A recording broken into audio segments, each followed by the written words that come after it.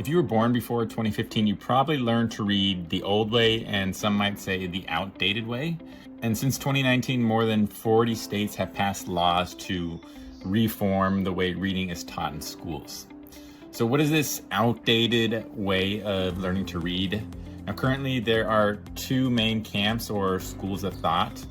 The first is balanced literacy, and this is the old way that you learned to read when you were in kindergarten, first grade, second grade, going into third grade.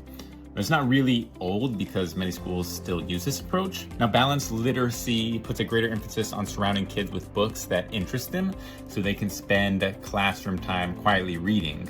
Phonics instruction is still part of this kind of teaching methodology, but in a less structured manner. Instead of teaching phonics sequentially, teachers might discuss letter-sound relationships as they come up.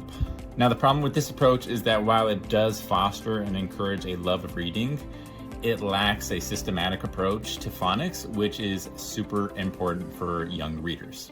And the new way to teach reading is called the science of reading. The general philosophy of the science of reading is that teaching strategies should align with a wide body of cognitive research on how young children learn to read.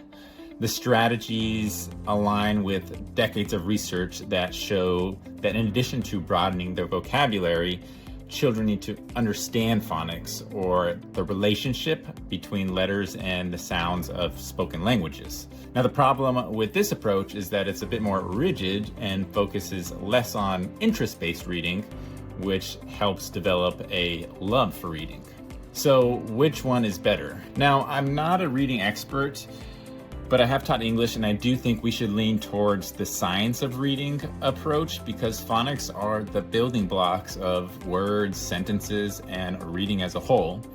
And we should really make sure that kids have a super strong foundation and understanding of those sounds that connect the squiggly little marks on a page to meaningful ideas. Now, there's still pros and cons for both balanced literacy and the science of reading. But if you're leaning towards the science of reading, you just need to make sure that you're incorporating fun and interesting text as best you can that the kids want to read because they're interesting and engaging to them. The easiest way to kill a child's desire to read is by forcing them to read boring books, drilling them with phonics, without making it fun through games and activities.